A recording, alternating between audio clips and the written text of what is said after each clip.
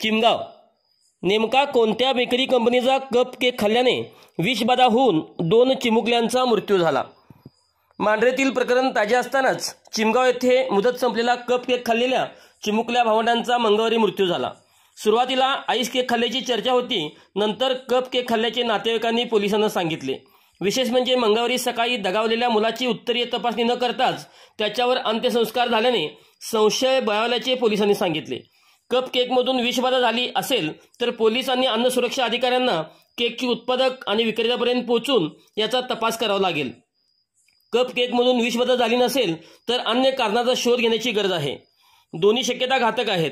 जेवण आणि कप केकमधून विषबाधा झाली असेल तर त्या खाद्यपदार्थाचे नमुने घेऊन तपासणी करावी लागेल। त्याच बॅचमधील कप केकची विक्री रोखावी लागेल।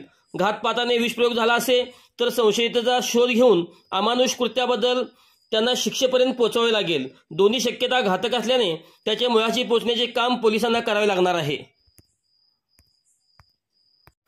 याबाबत अधिक माहिती जाणून घेण्यासाठी चिमगाव या ठिकाणी जाऊन त्यांच्या घरच्या लोकांशी चर्चा केली असता पोस्टमार्टम रिपोर्ट आल्याशिवाय काही सांगता येणार नाही, अशा प्रकारची चर्चा नातेवाईकांच्या बोलण्यातून झाली।